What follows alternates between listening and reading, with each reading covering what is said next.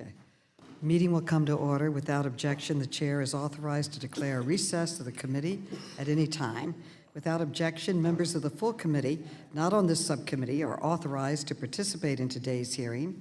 This hearing is entitled Putting Investors First, Examining Proposals to Strengthen Enforcement Against Securities Law Violators. I now recognize myself for 3 minutes to give an opening statement. This is a legislative hearing on 8 different bills that would strengthen the enforcement of securities laws. Proper enforcement of the securities laws helps maintain investor confidence in our markets. Investors need to know that their rights will be protected and that bad actors who try to take advantage of them will be punished. Investors also need to know that if a bad actor is caught and the SEC proves that the bad actor committed fraud, then investors will get their money back. At the very least, wrongdoers shouldn't get to keep the money they've earned by defrauding investors. This is just, fair, and common sense. Unfortunately, the 2017 Supreme Court decision in Kosech versus SEC significantly damaged the SEC's ability to return funds to harmed investors by holding that SEC claims for disgorgement of ill-gotten profits are subject to a 5-year statute of limitations. This means for the long-running frauds like Bernie Madoff's Ponzi scheme, the SEC would not be able to claw back all of the bad actors' profits. The Kokesh decision has already cost investors about $900 million in disgorgement of ill-gotten profits, according to the SEC. The court relied on a narrow technical interpretation of the statute and effectively invited Congress to fix this technical issue. And SEC Chairman Clayton has asked Congress to fix this issue too, which he calls, quote, gap in investor protection, end quote. So Mr. McAdams has a bill that would fix this issue and clarify that equitable remedies like disgorgement are not subject to a 5-year statute of limitations. And unfortunately, the impact of the Kokesh decision was supercharged by another Supreme Court decision in Gabelli versus SEC. In that case, the court held that the 5-year clock on SEC penalties starts when the fraud occurs and not when the fraud is actually discovered. This gives the SEC even less time to bring an enforcement action against wrongdoers. Because the SEC never discovers a fraud as soon as it occurs, there is always a lag between when the fraud occurs and when it's discovered.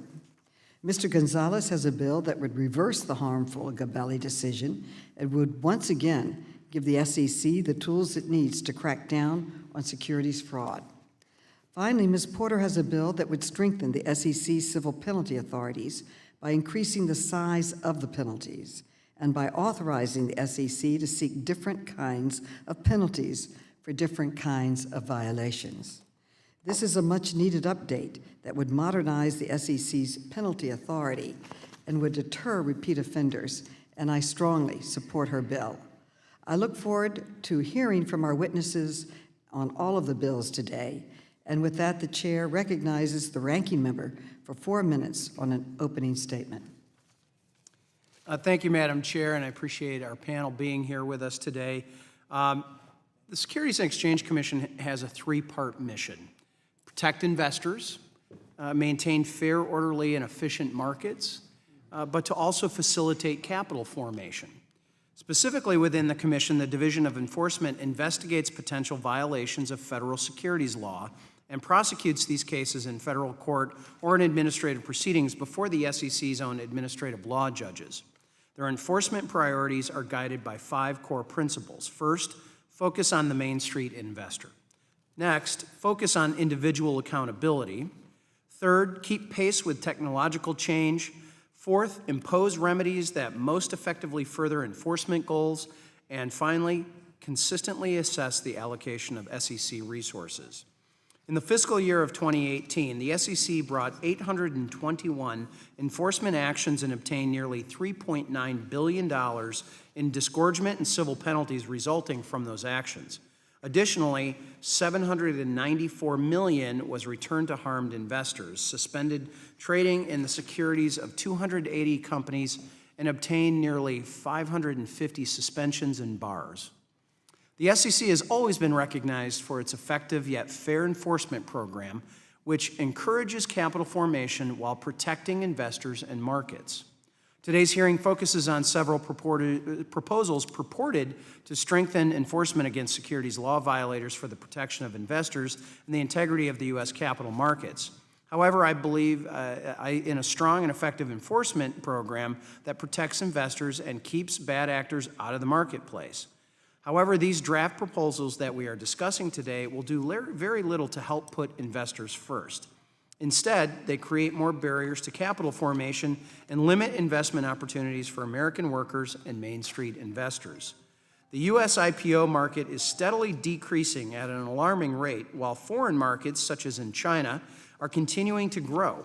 In 2017, China's IPO market produced over 1/3 of the world's initial public offerings, or IPOs, whereas the U.S. is only seeing half the number of domestic IPOs that it had just 20 years ago. Over this same time period, the regulatory compliance costs for business has doubled here in the United States. In fact, 20 years ago, American investors could pick from over 7,000 listed stocks. Today, they're just half that. This radical reduction should be of great concern to this committee and all the mom and pop investors that are out there. We as lawmakers should be working to create an atmosphere that helps promote more capital formation to allow the free flow of capital, strengthen job creation, and increase economic growth. Congress needs to consciously put to work John and Jane 401k first. We can do this by putting forward proposals that promote economic opportunities that give those mom and pop investors more choices and increase their ability to grow their savings and retirement accounts. And with that, Madam Chair, I yield back. Thank you. The chair now recognizes the gentleman from California, Mr. Sherman, for 2 minutes.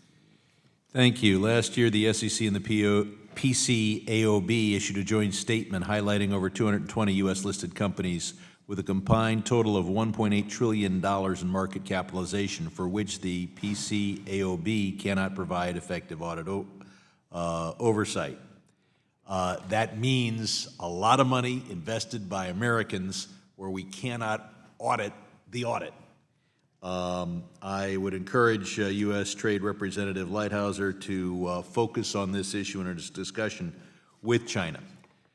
But that's the first part of my opening statement, to focus on where we want everything to meet the platinum standard, where we want to make sure that there's a footnote to a financial statement with an auditor and then oversight of the auditor. That's wonderful. But the SEC has been reluctant to look at the other side, the unregistered investments. They want to live in a rarefied world of polishing the platinum. But what about such things as cryptocurrencies? These are investments where there's no audit, there's no footnote, there's no PCAOB, there's no registration statement. But you have investors investing in God knows what, and the SEC says, not our problem. First, these cryptocurrencies take the animal spirits, the willingness of Americans to invest, take some of that out of our economy where it would help companies employ people, and instead say, no, why don't you bet over here on a company that has no employees, Bitcoin.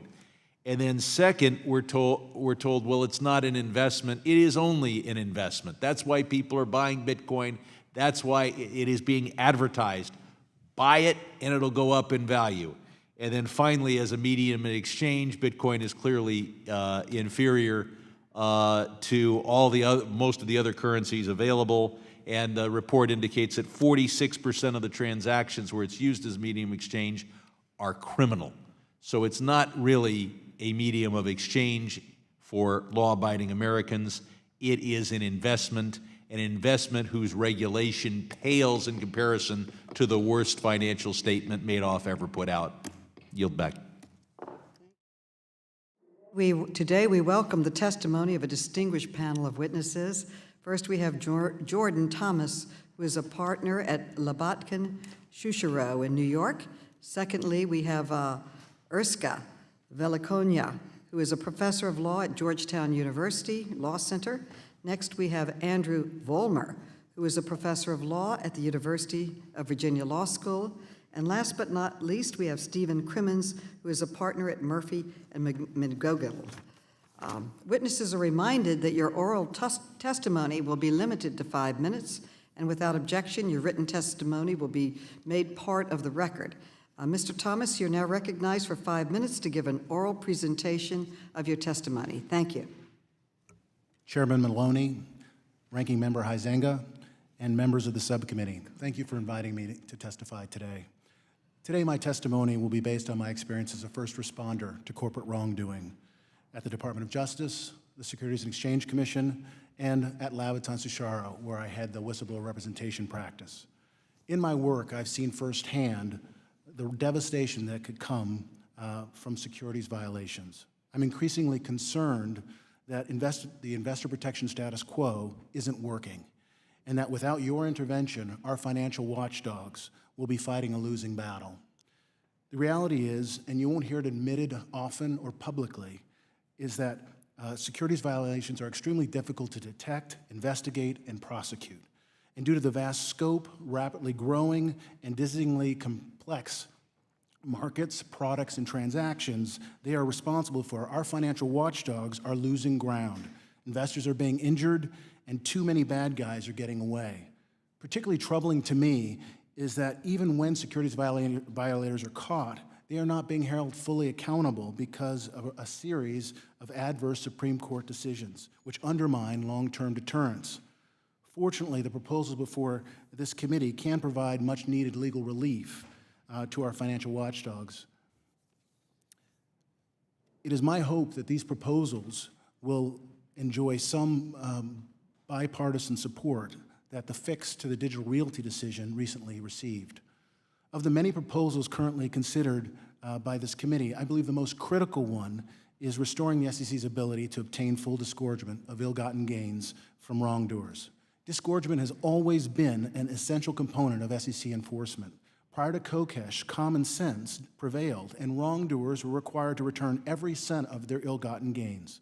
Now fraudsters engaged in long-running schemes will be rewarded for hiding their misconduct. And in the 2018 annual report, the SEC Division of Enforcement estimates that the Commission will be forced to forego approximately $900 million in disgorgement. That's 25% of the monetary sanctions collected annually, monies that could have gone to defrauded investors. Another critical element of effective SEC enforcement is the ability to obtain civil monetary penalties. Even if the Commission is able to obtain full disgorgement from wrongdoers, long-term deterrence dictates that the SEC should also receive significant monetary penalties against these violators so that potential violators will refrain from engaging in wrongdoing rather than just writing it off as a low risk of detection and a cost of doing business. One related proposal is designed to address the Gabelli decision that Chairwoman Maloney referenced. That decision stated that the beginning of the statute of limitations period was when the violation occurred, not on the date the SEC discovers it. The proposal suggests that the SEC have an expanded statute of limitations period of 10 years. Again, since securities violations are incredibly difficult to detect, and our securities laws shouldn't incentivize securities violators to conceal their wrongdoing, I strongly believe that a legislative solution to Gabelli decision is important, and my written statement suggests different ways to do so. Another related proposal would update and strengthen the current statutory provisions for SEC civil monetary penalties. Among other things, the proposal would increase the statutory maximums for civil money penalties, provide that the size of penalties could be linked to the amount of victim losses, and establish a fourth-tier penalty that could be imposed against recidivist violators. This proposal is long overdue. In particular, the provision allowing penalties to be assessed at the level of victim harm would be an important addition for the SEC cases because there are some cases where wrongdoers may not have gained significant monetary profits but caused substantial harm. Similarly, the provisions for enhanced penalties against recidivists, as well as new statutory provisions regarding penalties for violations of federal court injunctions, would greatly strengthen the remedies, particularly when those standard remedies were not effective with the recidivists. The committee is also considering oversight related to the PCAOB, and frankly, the PCAOB has an important mission, first-rate staff, and in the enforcement space, less than stellar results. I believe that the PCAOB, with actionable intelligence from whistleblowers, could be more effective, and that could change the dynamic and increase their effectiveness. Due to time limitations, I only briefly addressed a few of the legislative proposals, but I stand ready to answer your questions about all of the We'll proposals. need to place them on the record. Your time has expired. Yes, ma'am. Great. Professor Vellacunia, you are now recognized for 5 minutes for your testimony. Chairwoman Maloney, Ranking Member Huizenga, members of the subcommittee, thank you for this opportunity today. At Georgetown, I teach, research, and write about securities enforcement. I'm going to limit my prepared remarks to making 2 points. First, today's hearing is entitled Examining Proposals to Strengthen Enforcement, but the 8 discussion drafts actually do include 2 very different kinds of proposals. The first kind increase market oversight and increase sanctions and so forth. The second kind, more urgent, codify existing relief in SEC enforcement, now decades old. I'm talking about disgorgement in civil cases. So failure to adopt the proposed amendments doesn't preserve the status quo, as is typical for legislation. It would significantly hamper SEC enforcement. So let me explain. Disgorgement is the second most commonly imposed relief in SEC enforcement. It's ordered in 56% of cases, resolved in fiscal years 2010 to 2018. Only civil fines are imposed more often in 66% of cases. Where disgorgement is imposed, it's 80% of monetary penalties that defendant is ordered to pay. Total disgorgement orders during that period amounted to $145 billion, compared to $9.8 billion for civil fines during the same period. Of that, $140 billion is in court cases. Now, these figures include cases where disgorgement order was deemed satisfied with orders in a parallel criminal case. So if we exclude all cases where there was a parallel action unaffected by the Kokesh decision, we're still talking about a lot of money threatened, right? During this period, the SEC imposed $13 billion of the $23 billion monetary penalties during that period that weren't in a second proceeding as well. 57% is disgorgement. Of that, almost $10 billion is in court cases. They include Charles Kokesh. They also include virtually all significant FCPA cases. They include cases against Citigroup, Morgan Stanley, Bank of America, you name it. All of that's now in jeopardy. Why?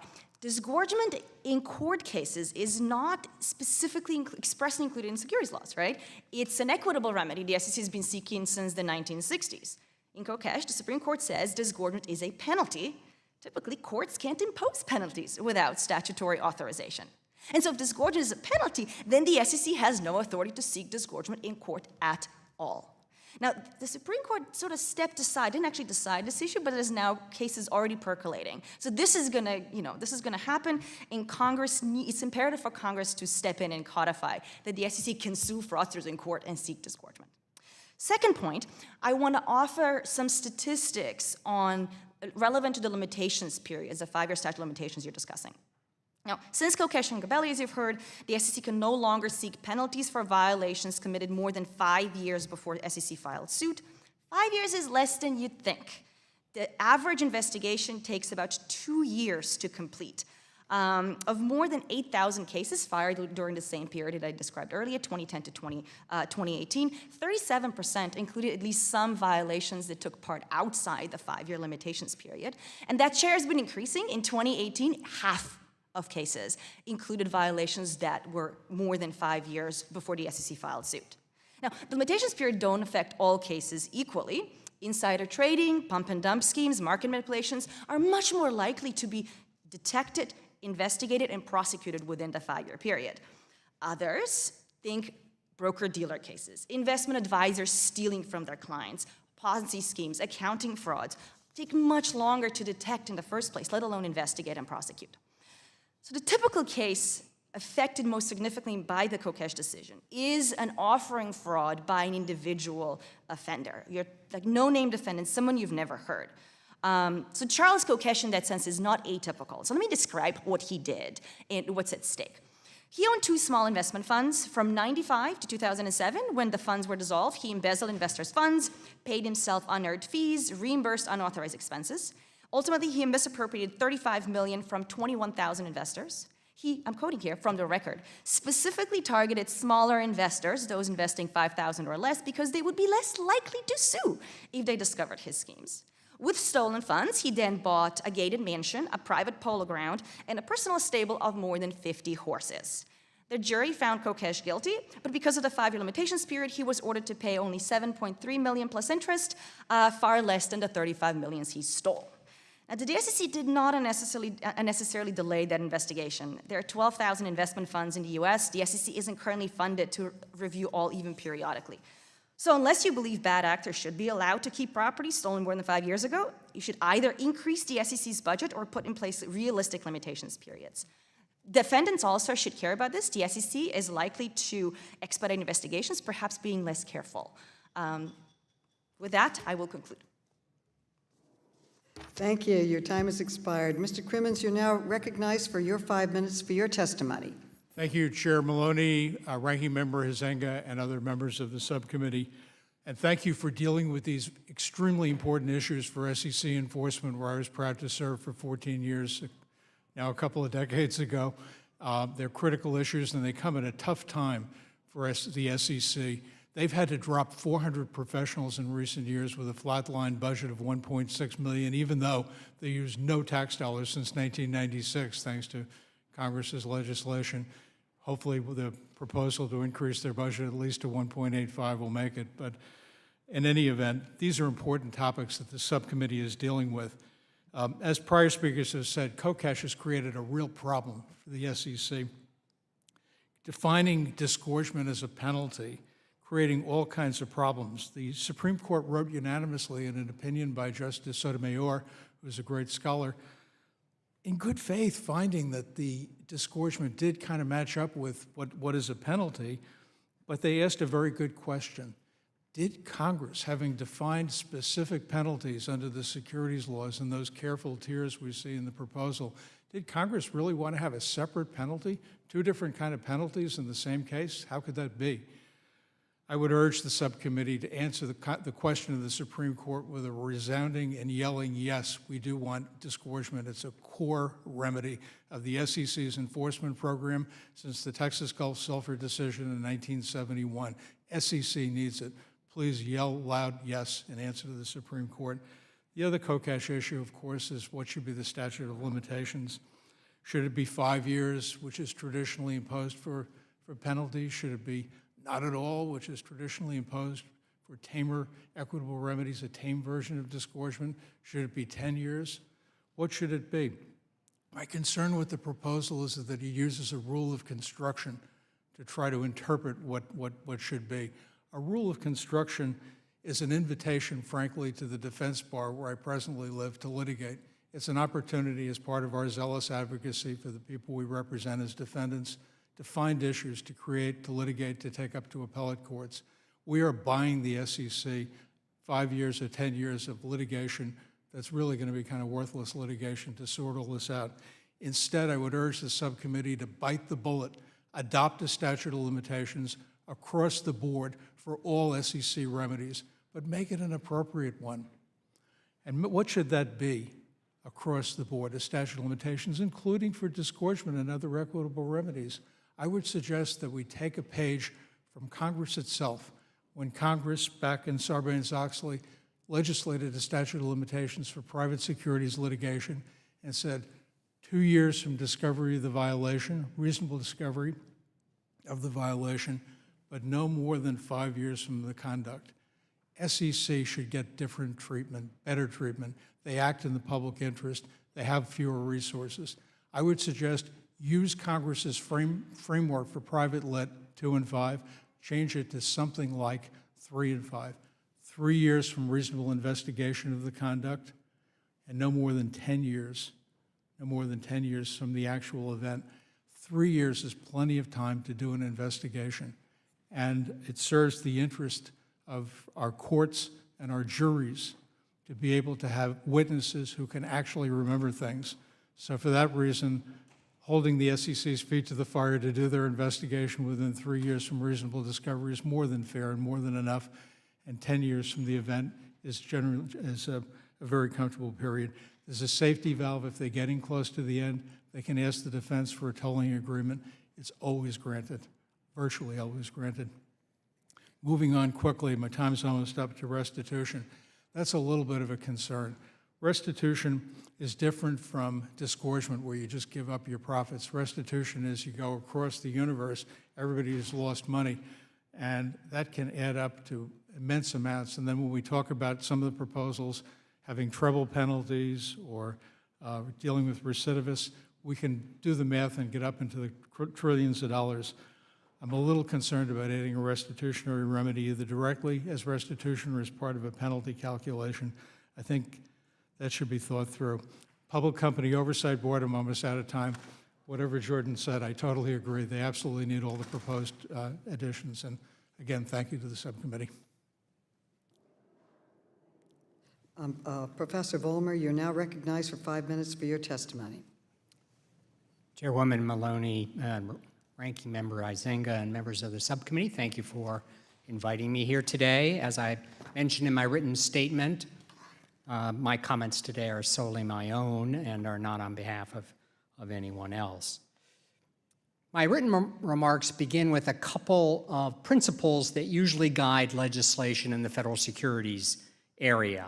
And the first is that securities regulation should reduce unnecessary barriers to raising capital for large and small businesses. We should be particularly attentive to ways to help entrepreneurs find the capital that they need. Two other important principles are the need to protect investors and the need for vigorous but fair enforcement of the securities laws. I'd like to direct my comments to one of the bills that you're considering, and that's the bill that would deny exchange trading to companies that have auditors not subject to PCAOB inspection. That is a serious problem that deserves your attention. But the solution in the bill is much more limited than the problem is. The potential problem exists for all reporting companies and companies filing registration statements in registration. But the proposed solution is limited to exchange-listed or exchange trading in those companies. The number of exchange companies, as I think Ranking Member Izenga pointed out, is much smaller than the number of reporting companies. So if legislation did no more than just stopped exchange trading for companies that don't have auditors inspected by the PCAOB, many of those companies would continue to trade in the United States, maybe do business as usual in the over-the-counter markets. That's probably not a sufficient remedy. So in my written statement, I propose two alternatives for you to consider. Another set of bills that you're looking at would extend or eliminate the 5-year statute of limitations for SEC enforcement cases that seek penalties or disgorgement.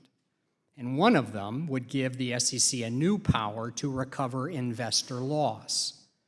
If enacted, these bills would seriously disrupt the current enforcement system and would make it more arbitrary and less fair. Giving the SEC the power to recover investor loss would be unprecedented. It would overshadow many of private securities cases and class actions. Congress should not take this dramatic step without studying the question much more thoroughly. The bills would also give the SEC a very long or unlimited amount of time to bring enforcement cases. Extending the statute of limitation would frustrate compelling social interests that legislatures have recognized for centuries by enacting statutes of limitation. Another concern is that longer statute of limitations for the SEC would cause further delay in what are already long and damaging SEC investigations. The length of an SEC investigation is correlated to the statute of limitations because a reasonable statute of limitations acts as an incentive to the staff to finish the investigation and make a decision to sue or not. So one of the main arguments for extending the statute of limitations is that some misconduct is well concealed. That's not the whole picture. All too often, SEC cases are initiated after a violation because the SEC was aware of the potential misconduct but failed to investigate it. There's example after example which I give in my written statements. I'm happy to answer questions on those matters, those bills, or any of the bills you are considering.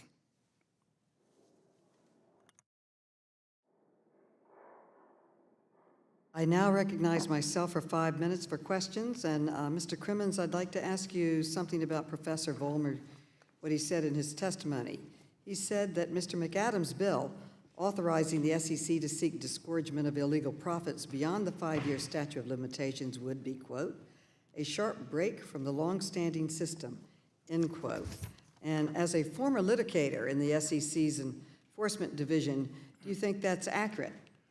Prior to the Supreme Court's Kokesh decision in 2017, didn't the SEC already have the authority to seek disgorgement beyond the 5-year statute of limitations? Yes, Chair Maloney, thank you. I agree totally that before we had the Kokesh decision, it was unlimited. The remedy of disgorgement was considered to be a traditional equitable remedy, and it just wasn't fundamentally fair to allow a fraudster to hold on to illegal gain. And if that happened after 5 years, 10 years, 15 years, or 20 years, the courts acting in fundamental fairness and inequity, those considerations could do it. So really, by extending a statute of limitations, my proposal of a 3 and 10 bite the bullet, do a statute of limitations for all claims is a practical matter to get it done easily in streamlined fashion. Whatever it is, for disgorgement, absolutely yes, the SEC should be allowed to get disgorgement. Penalty is a different matter, restitution is a different matter, and I think those are things where we should have a conversation, but on disgorgement, that's core. I totally agree. Thank you. Mr. Thomas, some people have argued that the SEC didn't need disgorgement authority because private parties can already sue to recoup private investor losses. But is that true? Aren't there cases where the private parties cannot sue for damages? For example, investors can't sue for fraud under the Investment Advisors Act. And if private parties can't sue for damages on their own, doesn't that mean that the SEC should have the authority to seek disgorgement? That's correct, Chairwoman Maloney. I think it's important to know that what makes our legal system great and unique is that we have overlapping jurisdiction. So we have both federal and state and private litigants and public litigants that are all policing the marketplace to ensure that investors are protected. Thank you. And Professor Vellacunia, you presented really interesting data in your testimony showing that different types of violations are much more profitable and much less likely to be discovered than others. I was particularly struck by the fact that violations of the Foreign Corrupt Practices Act, or FCPA, are the most profitable violations for bad actors and are also the least likely to be discovered within the 5-year statute of limitations. Only 4% of FCPA violations occur entirely within the 5-year statute of limitations. So in your opinion, would Ms. Porter's bill to strengthen the SEC's civil penalties adequately deter FCPA violations? That's a wonderful question. So yes, FCPA cases are typically very They take a long time to detect. They also take a longer time to prosecute. FCPA defendants typically sign a tolling agreement. So to some extent, I will sort of push back on my own data to say, yes, only 4% the violation is entirely within the limitations period, but in part that's the result that the defendant has agreed to allow the SEC to investigate fully, go abroad, in exchange for perhaps not bringing the case in the first place. But limiting remedies to 5 years of disgorgement, and disgorgement in FCPA cases is absolutely key. It's the bulk of the monetary penalties imposed in FCPA cases. Limiting that to 5 years, the defendants presumably are going to push back and say, I'm not going to do a tolling agreement, or less likely, would reduce the sanctions. In the type of violation, it is already detected at very low rates. We don't have great estimates, but the best we have says about 6% of foreign bribery schemes, long-lasting foreign bribery schemes, are detected and sanctioned. Thank you. Thank you, and my time has expired. The chair now recognizes the distinguished ranking member for 5 minutes for questioning. Thank you, Madam Chair. I'm going to try and move quickly through a number of issues. Mr. Vollmer, you're familiar with the Choice Act that had been passed last Congress? No. Okay. Well, one of the things that the Choice Act that we had come out of here was I'm sorry, I misheard you. The Choice Act. Yes. Sorry. Yes, okay. Yes.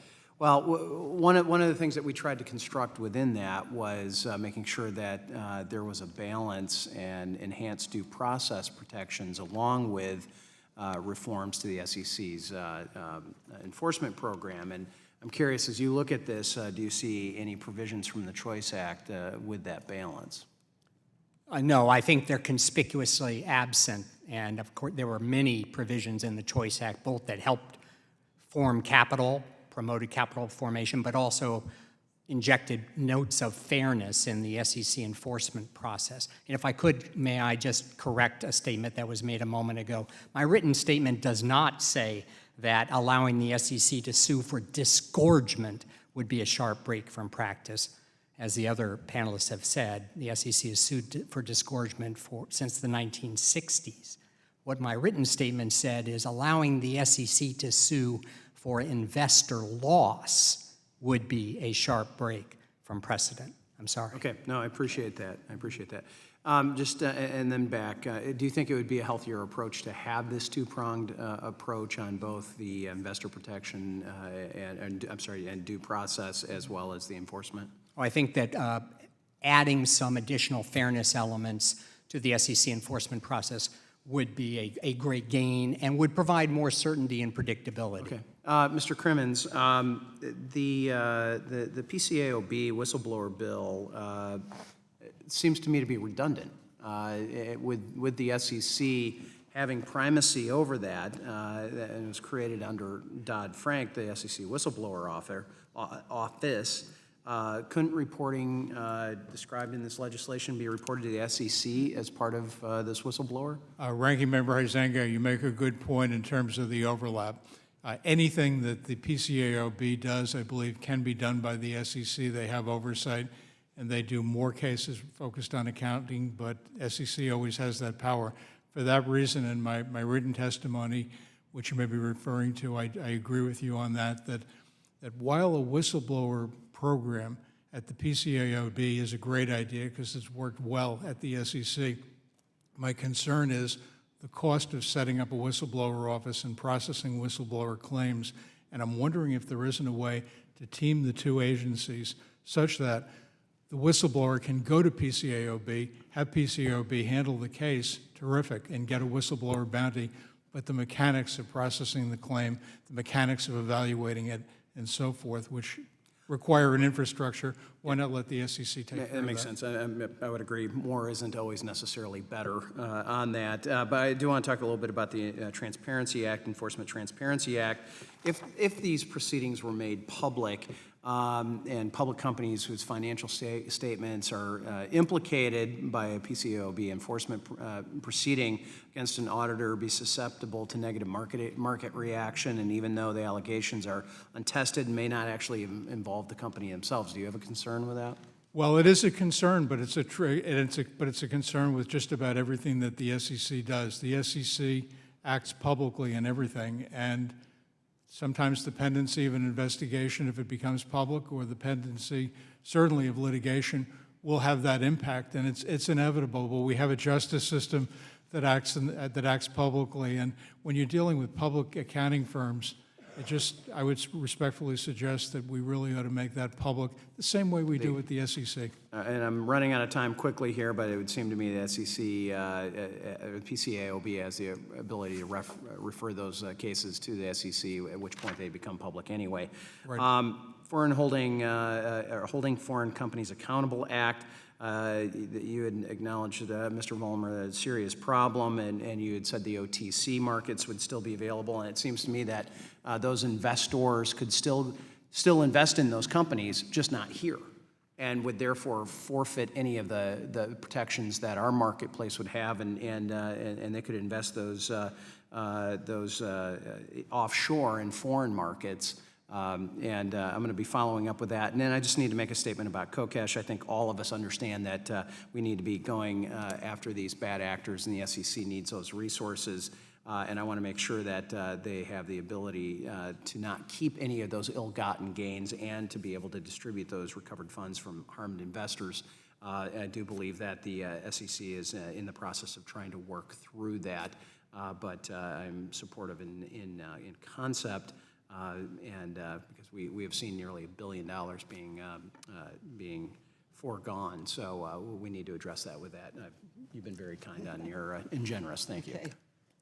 The gentleman yields back. The gentleman from Georgia, Mr. Scott, is recognized for 5 minutes. Thank you very much, Chair Lady Maloney. This is a fantastic hearing, and you all are very informed.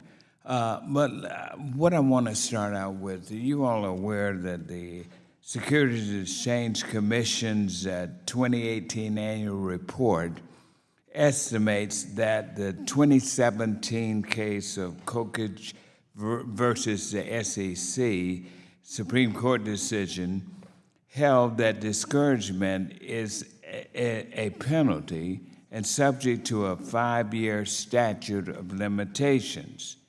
But they say that because of this, it has caused the Securities and Exchange Commission to forego as much as $900 million in discouragement of ill-gotten gains.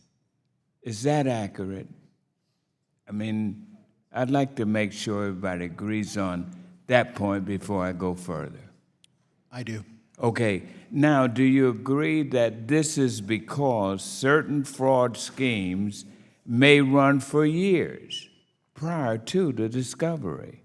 Everybody agree with that? Mr. Vollmer? I agree that's one of the possibilities, but my written statement points out that there are other reasons for delayed enforcement, not just from the concealment. And no, I do not agree with the $900 million figure. Well, let me ask you. I think it's entirely suspect number. If you agree with Mr.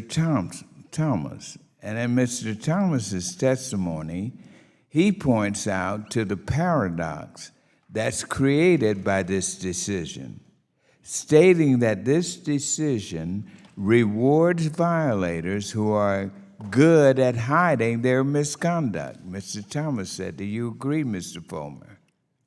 I agree that a natural consequence of statutes of limitations is that some violations that are concealed for very long times can go unremedied. The question is whether that is a severe enough and substantial enough problem to alter the general rule of a 5-year statute, and I say the evidence has not been presented to us. Right. I got on a short period of time, but I want to get to these points. It brings to light, the reason I'm going through this, 2 issues. First, the need to clarify whether the SEC has discouragement authority.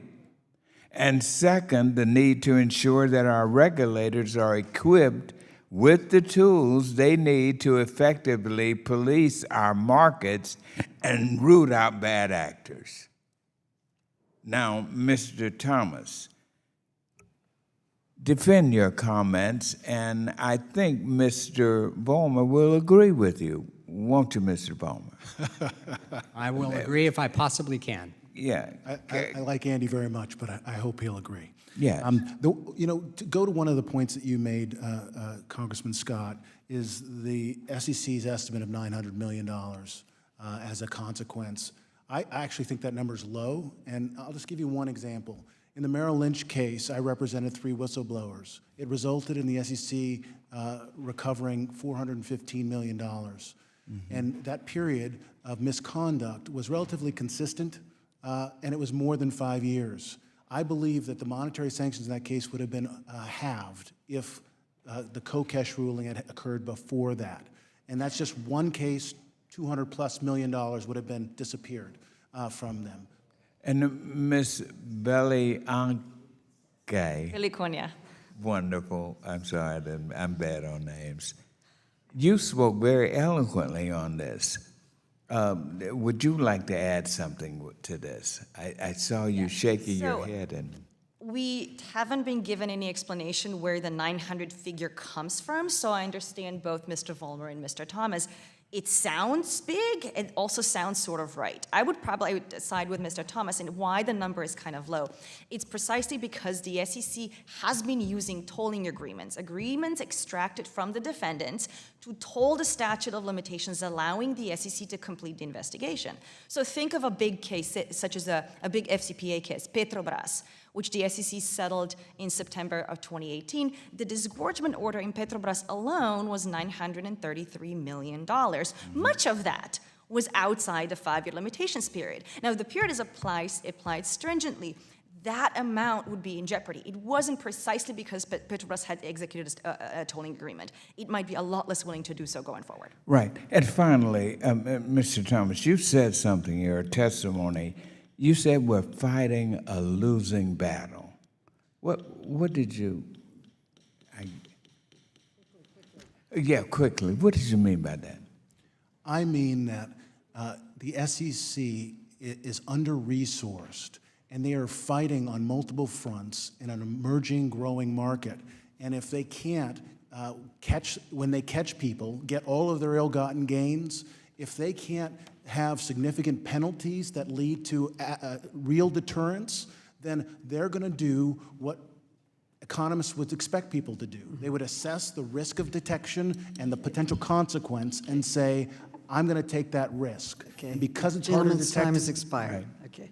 Thank you for your courtesy, Chair I Lady. got a little excited. Thank you. The gentlewoman from Missouri, Ms. Wagner, is recognized for 5 minutes. I thank the chair and the ranking member and our witnesses for being here. Mr. Vollmer, I recognize that China is taking advantage of our laws and without auditor inspections from the PCAOB might be putting audit client company assets at risk, which could hurt Main Street investors. I am concerned, however, that prohibiting trading in public companies is also a drastic measure, perhaps an overcorrection, that would also adversely affect Main Street investors who might own shares of those companies, either directly or through mutual funds, in their retirement accounts. What are the implications if trading prohibitions on hundreds of public companies were implemented? If it were done at once, as the bill seems to propose, it would be quite disruptive to the marketplace. Current shareholders need some reasonable advance notice so they can try and sell out if there were to be a total flat ban. That's not the proposal in the bill. Right. The bill would allow trading to continue in the United States, Ranking Member Huizenga, not just abroad. They certainly might be able to trade abroad. We can't deal with that. But they could still be traded in the United States and the U.S. over-the-counter markets the way the bill is currently written. It would only prohibit exchange trading. Well, and let me get, so what happens to the exchange-traded funds, these ETFs, the mutual funds that own shares of those non-U.S. companies that would be delisted? They would continue to trade, I think, reasonably well if it's a fairly high-volume traded security. Are there less drastic or disruptive alternatives, Mr. Vollmer, that would not be as harmful to the U.S. capital markets? I think there are, and I proposed two in my written statement. One quickly would be a case-by-case determination by the SEC, quite similar to a process the SEC uses today and over 100 times a year to stop trading when there's inadequate public information available, and that's called a Section 12J proceeding. And so the SEC could do that, and only minor changes are needed for current law. And then I proposed a more creative solution, which would be a bonding or insurance policy requirement. I saw that. Mr. Vollmer, I'm also concerned about the decline in American IPOs over the last few decades and the growing trend of American companies opting for private capital as opposed to public markets. Meanwhile, China's IPO market produced over 1/3 of the world's IPOs in 2017, which makes the decline in American IPOs even, frankly, more troubling. Why should we find these trends concerning, sir? Well, I agree that there are some quite concerning trends. I think we need more study about why the Chinese companies have been able to engage in frequent IPOs and we have a declining trend in the U.S. So I don't have an answer to that. But I agree with you, we need to do more work. You know, what do you think if some of the biggest deterrents could be to companies going public? There are many issues that scholars have identified, and I don't think that scholars have come to rest on any one. Regulatory burdens through the registration process are one. A second is that when you become a reporting company, you take on a whole series of very costly obligations. Would any of the bills discussed in today's hearing create these kinds of additional requirements on American public companies, adding to their regulatory compliance costs? I agree completely. Not every one of the bills today being considered, but many of them increase the costs of compliance, increase disclosure costs, and those all add to the cost of raising capital. And these increased compliance costs for public companies deter private companies from going public. Is that correct? I agree with that, yes. How does a company going public not only benefit the economy in terms of jobs, but also in terms of Main Street investors in America? Oh, there are lots of economic studies that have been done about the benefits to our society at large from IPOs, but mostly from almost all forms of capital raising. It leads to economic growth, new products. I just don't want to see the constant decline, as we've seen now over decades and decades, as China and other actors move into this space. It's something that we have to really look at, and I think you're right, study in terms of the deterrent factors to private companies in the United States of America going public. So I thank you for your testimony. I yield back to the chair. The gentleman from Florida, Mr. Sherman, is recognized for 5 minutes. I've moved west. I'm the gentleman from California. Yes, indeed. One of those warm weather states. I know we can do legal analysis as to whether a cryptocurrency is a security. I would like to form a corporation and avoid, we've talked about how difficult it is to go public and register your company. I'll just declare that my share certificates are currency. In fact, if you bring me a share in the company that I form, I'll give you a pack of gum. I'll give you 3 packs of gum. Bitcoin is being sold as an investment. That's why anybody buys it. You buy it because you think it's going to go up. Can anybody explain to me any practical reason why we go through all these extraordinary efforts to protect investors? God forbid they invest in a company where footnote number 72 is inconsistent with FASB number 193. Why do we go through all that if we're going to let investors invest in Bitcoin? Yes, Mr. Crimmins.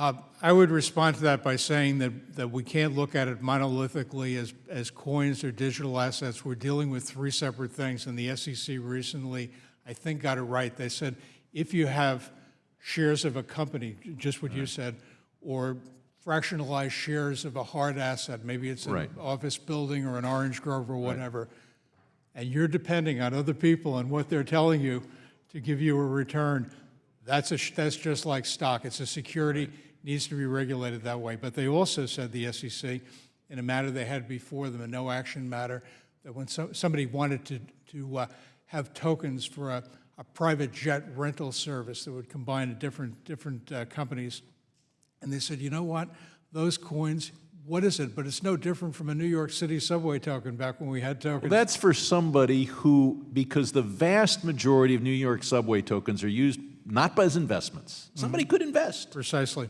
But like a yen. Yen is a currency. 1/1,000,000th of 1% or 100th of a percent of the times people buy yen is as an investment. Right. The number one reason to buy yen is because you want to buy a Toyota or 1,000 Toyotas for your dealership. Right. So Bitcoin is clearly crosses the line. It's not a medium of exchange, it's a medium of investment. The SEC isn't doing its job, and it has us analyzing little details of what they want to do while ignoring their main job, which is protecting investors. I want to shift to another issue. My colleague from Massachusetts, Ms. Presley, wants to create transparency at the PCAOB. Good. But transparency does not mean that you disclose that somebody's under investigation or what that investigation is. If so, we wouldn't have grand juries. We would just say, well, there's an accusation, let's put it on the front page, let's punish the defendant. We don't need a trial, we don't need a grand jury, just try them in public. We first see whether they're, before we punish somebody because there's some reason to investigate, we do the investigation.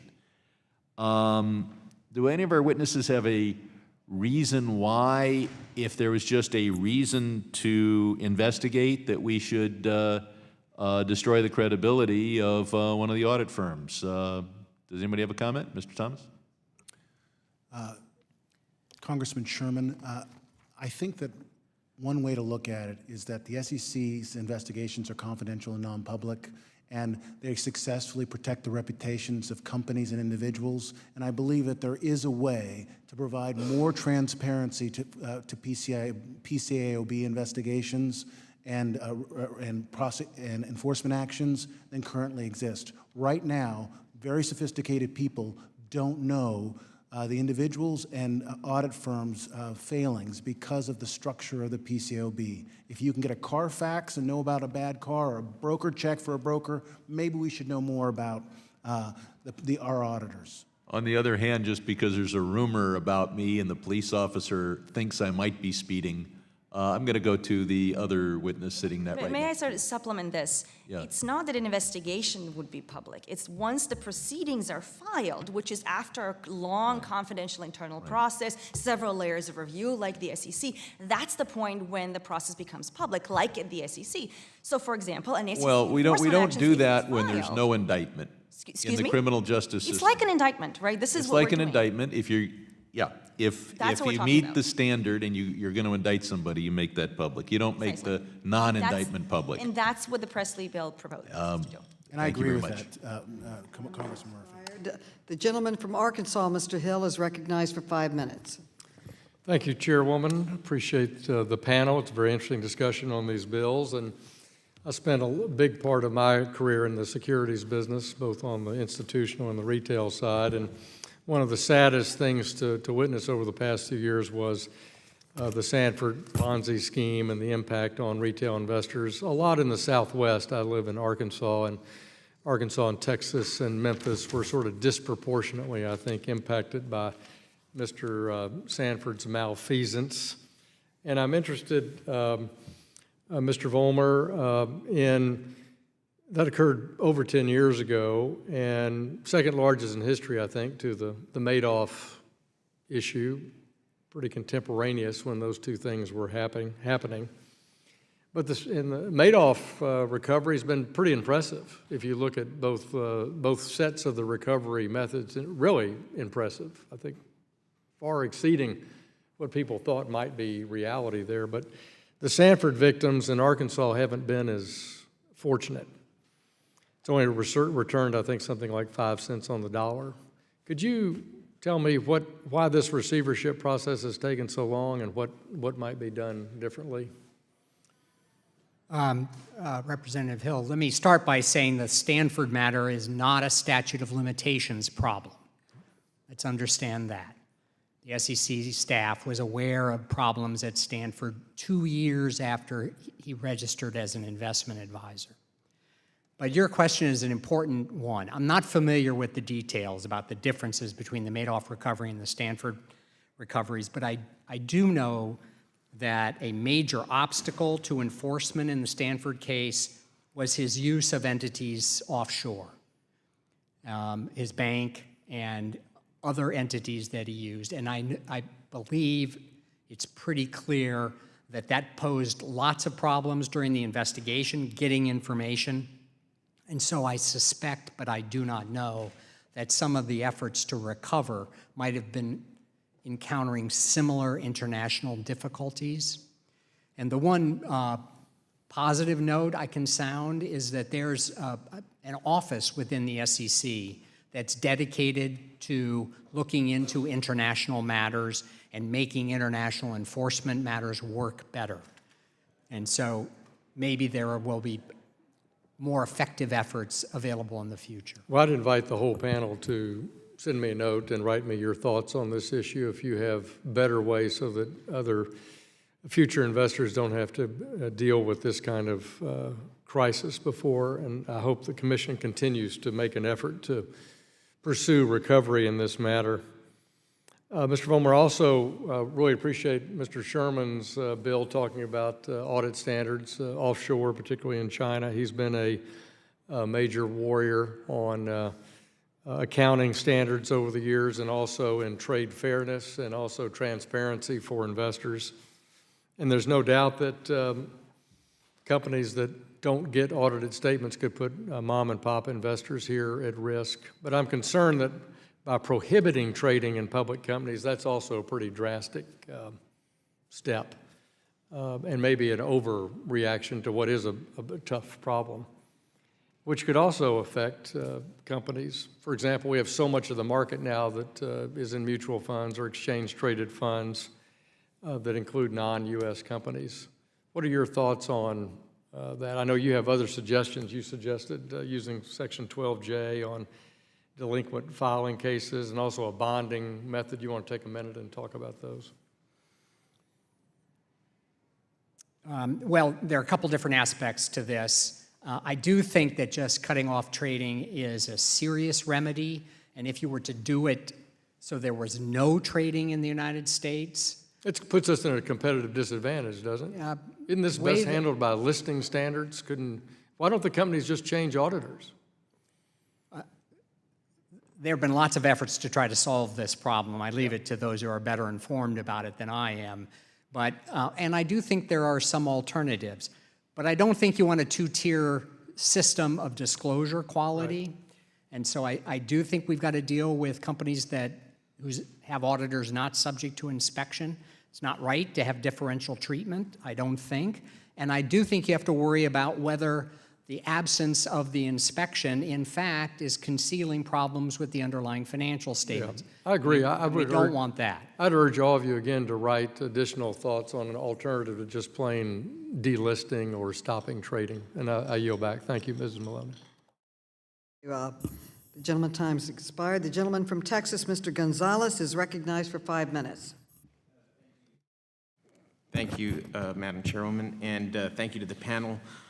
In my law practice for 20 years before coming to Congress, I prosecuted fraud and breach of contract claims on behalf of civil clients. My career, both before and after elected to Congress, has been dedicated to fighting for the rights of the American consumer here in this committee. And what I always learned was that fraudsters like to hide, and they want everything done fast and loose. I believe if you like shorter statute of limitations, you're playing right into the hands of the Stanfords and the Madoffs and the Gabellis and the Kokishes. The Gabelli and the Kokish cases were very simple. The Supreme Court determined that the 5-year statute of limitations runs from the date of the offense and not the date of the discovery of the fraud. Simple as that.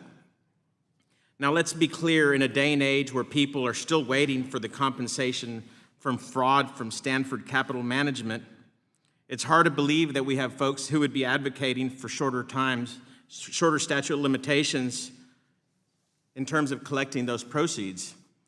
I stand with the American people who believe that we can do much better, and we have a duty to do it here in this committee and an opportunity to do it now. Instead of a discovery rule, which is open to much interpretation, I believe a hard and fast 10 years from the date of the offense is sufficient for the government to engage in what the fraudsters do not want, which is careful consideration of the evidence. It is one thing to say we want to do something about the fraud on our seniors and our disabled and many of our veterans who come back with disabilities from foreign wars, and another thing to just simply do it. Today, we have an opportunity to do it. This is a chance to do something about it, because if we don't, we're leaving the money in the pockets of the crooks who abuse our seniors and our veterans and those who are in difficult places in our society. And I have a few questions, and the first questions I'd like to direct to Professor Vellacunia. I hope I got your name right. Vellacunia, but that's fine. Vellacunia, okay, thank you, sorry. Can you please explain for my constituents back home how under the current law you can use 12-year-old evidence to convict someone for fraud, but then are limited to only 5 years of theft to compensate the injured? Well, the enforcement action typically is a two-step process. One is establishing that there was a violation and that at least some portion of that violation took place within the 5-year limitations period. And for that, you can, in fact, use older evidence. It may be relevant to establishing all sorts of steps, so long as the violation was completed less than 5 years before filing suit. At step 2, you're trying to figure out what the appropriate monetary penalties are. Those, likewise, are limited to 5 years. So by very sort of technical application of the statute, that's how it works. But as I explained in my written and oral remarks, that does mean that Charles Kokesh gets to keep his polo ponies and his gated mansion, while his 21,000 investors that he targeted specifically so that they wouldn't sue him because they were too small don't really get much compensation. But I also want to. This is not primarily about compensation. Many of the schemes are like Congressman Hill suggested, Ponzi schemes offering frauds. The money's gone. It's been spent. So it's not so much about compensation and just investor compensation. It's about forcing the defendant to pay either now or in 20 years later when he finally comes into some money and pay that disgorgement order, even if none of it ultimately ends up in the investor's hands. So in essence, the 5-year limitation allows a lot of crooks to keep the money in their pocket. Yes, it would. Assume for me, if you will, that we're left with a 5-year statute of limitations. How would that affect the SEC's enforcement practices in your views? Would we be rushing to judgment to beat the deadline? Assuming, I know you mentioned earlier that sometimes they agree to tote the statute of limitations. Believe it or not, I would have some defendants agree to that on tight cases, on civil litigation. But would we be rushing to judgment to file more cases because of the 5-year statute? Is that happening now? And would we file cases before we do the investigation because of the time constraints? Well, that definitely ought to be a concern.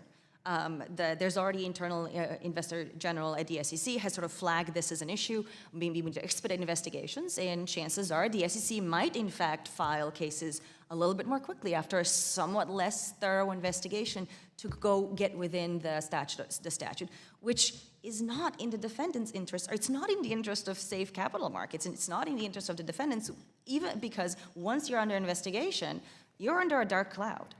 Right? Once you're being sued, you're under a darker cloud. Okay. Thank you. I yield. Gentleman's time has expired. The gentleman from Ohio, Mr. Davidson, is recognized for 5 minutes. Thank you, Madam Chairwoman.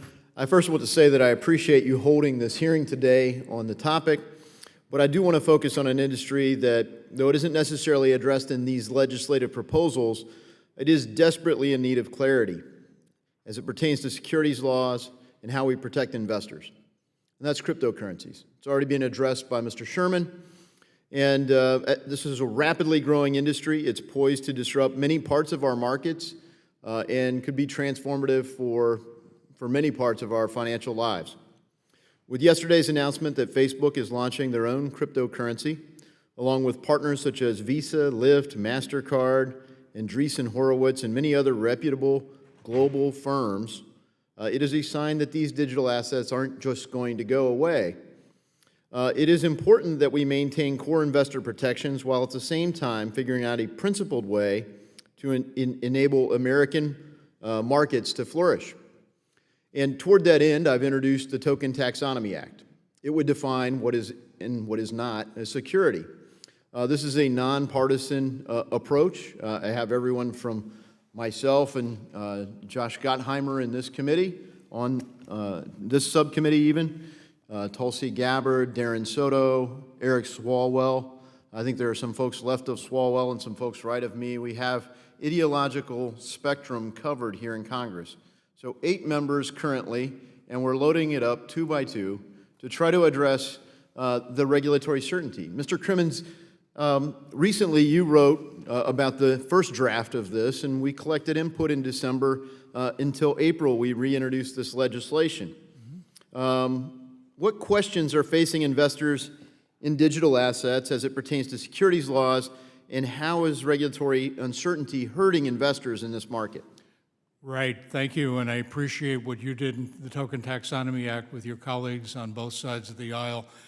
This is something that is really different from what it was 2 or 3 years ago. 2 or 3 years ago, when we talked about cryptocurrency, it was this murky, secretive stuff that was trying to get transactions, financial activities away from government, away from Wall Street, put it under a blanket, use it to funnel drug money and terrorist financing, really scary stuff. And that still is something that we do have to deal with. But what we're seeing now is what you're talking about, I would suggest, with Libra and some of the other initiatives we've seen more recently, one recently approved by the SEC, and that is a recognition that blockchain technology, the distributed ledger, which allows for security in financial transactions, can be used legitimately. It's not only the people under the blanket trying to hide their activities, it can be used legitimately. But how to get it right. Well, yes, and so when you talk about how to get it right, it's interesting. They didn't leave the United States to avoid sunlight. Facebook has attracted all the attention they can in the whole world, and where did they go? They went to Switzerland, where they have regulatory certainty. It's not clear that it's truly distributed in the sense that a nonprofit controls it. It's not true that it's not clear from all that was published in the white paper. But are there places that are providing the certainty that are ahead of us in providing clarity for investors and people that would launch the product? That's the problem. When regulation began, there were small jurisdictions, I think Malta and Liechtenstein. Now we have Switzerland, which is not exactly a small player in the financial scene, leading the way ahead of America. That shouldn't be. And they have Crypto Valley and all the stuff they're doing there. They're trying to get it right, but the choices they make shouldn't be the ones that dominate the world. The choices that dominate the economies generally should be the ones made by this country, the largest economy in the world. We should be, in a considered fashion by your colleagues here on both sides, working in a bipartisan fashion, as you are with Token Taxonomy. Thank you for that. And when you look, these are American firms broadly launching it. We have the ideas, we have the innovation. What we don't have is Congress providing this certainty. And I appreciate the challenge the SEC's been up against, the CFTC's been up against, and frankly, we're waiting for Congress to act. One of the main reasons for having disclosures in security laws is the reduction in information asymmetry between the investor and a promoter of an investment. And sometimes the promoter of the investment, as has been illustrated, isn't an entity. Satoshi Nakamoto is, who is this? There's no headquarters for Bitcoin. It's always left a quandary. How do you do it? Some of these others are transparent and they're launching it, but if it's truly decentralized and can no longer be altered, how do we do it? We need the certainty. So thank you for that, and I look forward to further discussions. I think Facebook may have finally tipped the balance to where there's momentum and more people at least understand some of the nature of blockchain. Thank you. The gentleman's time has expired. The gentlewoman from California, Mrs. Porter, is recognized for 5 minutes. I'm glad to have the opportunity today to discuss during this hearing 2 bills that I've introduced in this Congress. The first significantly increases the fines that firms must pay when they break the SEC laws, and the second to make sure that executive officers and not shareholders either pay those fines or at least that investors are aware of whether or not investors will ultimately end up paying those fines. The SEC's penalty scheme is outdated and it's ineffective in disincentivizing bad behavior. According to then SEC Chairwoman Mary Shapiro, the Commission's statutory authority to obtain civil monetary penalties with appropriate deterrent effect is limited in many circumstances. The Stronger Enforcement of Civil Penalties Act of 2019 is, as you know, a bipartisan bill that would increase the penalty amount in each of the 3 existing tiers of violations and then would add a 4th tier for particularly egregious rule breaking. And the Corporate Management Accountability Act would require SEC-regulated firms to disclose the procedures that they have developed to claw back and pay fines with executive compensation, as opposed to out of the pocket of investors. These and other consumer protection measures are really important guardrails to make sure that we have a healthy marketplace for American families to invest in. As you know, over half of American families invest in the stock market, and they're very concerned about being cheated by bad actors on Wall Street. And so I urge my colleagues on both sides of the aisle to support these 2 bills. I wanted to ask Professor Vellacunia, because it's not actually that hard to say. I wanted to ask Professor Vellacunia, some people have argued to me that increasing penalties doesn't necessarily correlate with an increase in deterrence. And I wondered if you could speak to whether or not there are any empirical indications about the relationship between increased sanctions and decreased violations. Yeah, thank you for this question. The question of deterrence and does it work has been studied extensively, yet there is very limited evidence that deterrence works. Does the death penalty increase crime or decrease crime? Who knows? What we do know is that that sanctions combined with visible and active enforcement do tend to deter misconduct. Think about tax evasion, if it's policed more heavily. Think about parking tickets. Think about speeding, and so forth. So those are the types of violations where we've observed that deterrence works. There's Charles Kokesh, for example, right? When he committed his fraud, the threatened sanctions would have been civil fine plus double that for disgorgement. That's not what he was thinking about. He was trying to not get detected. He thought he was never going to get caught. So it's unclear that deterrence works at all with these sort of small-time, no-name defendants. Large firms, repeat players, on the other hand, do presumably care about deterrence, right? They know they're going to stay in the same market. Finally, I want to point this out, is we're talking about deterrence and enforcement. That's not a goal of SEC enforcement. If you read the statute, it talks about investor protection and the public interest, which is further defined as capital market formation, competition. I forget the third one. But anyway, so those are the goals of enforcement, not deterrence. That's right. So I want to emphasize that point because I really agree with you that this focus solely on deterrence, or this arguments about deterrence, really miss the larger framework around penalties. So while we want to deter wrongdoing in any instance where we can, there is an important compensatory and normative purpose of penalties. And so increasing these penalties is very important for creating compensation for victims who may be harmed. And that's one of the reasons that in this bill, we propose to have a greater of scheme in terms of disgorgement. It's not just a set fine amount, but it's really looking at the harm that investors suffered and scaling the compensation to that. I also wanted to ask you about, do you think that compensation clawbacks for rule breaking should be assessed only when we can definitively prove that the individual is culpable for the infraction, and because the level of culpability is often difficult to determine in a corporate setting? Precisely. In a large firm, the corporation is going to be diffuse. So in the types of firms where we worry about investors paying twice, first when they were harmed and then when they're paying the fine, the executives delegate authority. So it's very hard to actually find you, John Doe, you're the one who did it. So clawbacks are not about punishing wrongdoers, they're about accountability. An executive, the top 5 people, the highest paid executives, know that the buck stops with them. And that's what sort of the bill does. Thank you so much. Thank you. The gentlelady's time has expired, and the gentleman from Utah, Mr. McAdams, is recognized for 5 minutes. Thank you, Madam Chair, and for allowing me to be here today. And I thank the panelists for your testimony, both written and verbal today. As been discussed, I'm one of the sponsors of the discussion drafts before us, specifically related to the Kokish versus SEC case, which held that disgorgement is a penalty and thus subject to a 5-year statute of limitations, regardless of whether or not the SEC was able to detect the violation within that time frame. So according to the SEC, that case has cost investors over $800 million by limiting the time the SEC has to recover funds. Nearly $1 billion since 2017, and that number will only climb higher. $1 billion in potentially ill-gotten gains from defrauded investors that are unrecoverable. $1 billion, SEC Chairman Clayton has expressed an interest in a fix for this, and I believe that my discussion draft would do exactly that. So I think we all share the goals of protecting investors and ensuring that the SEC has the appropriate authority to deter wrongdoing, to promote market integrity, confidence in the market, and to ensure that investors are well taken care of. And we may have different ideas how to balance those objectives, and that's what I think we're here to explore today.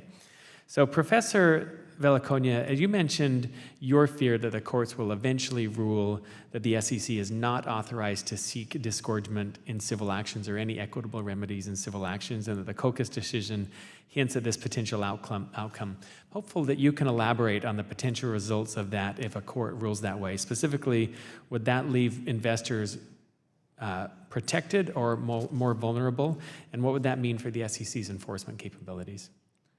So cases, as I mentioned, have already been filed challenging the disgorgement authority in court.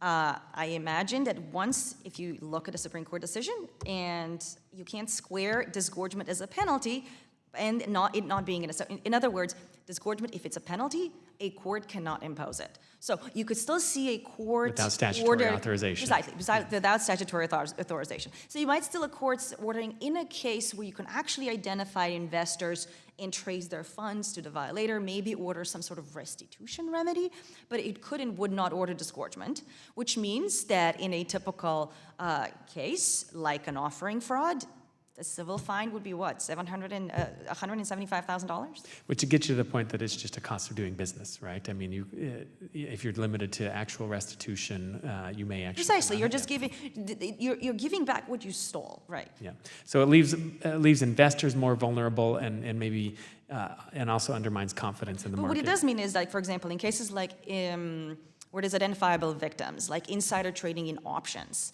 you might still have disgorgement and foreign compensation, bribery, perhaps, I think you mentioned, yeah. Some sort of like, foreign bribery is outside the limitations period, right? There's a problem there. And also, if you're going to use it as a restitution, who's the victim of foreign bribery? Can you identify one? If you can't compensate, you can't order it. Right.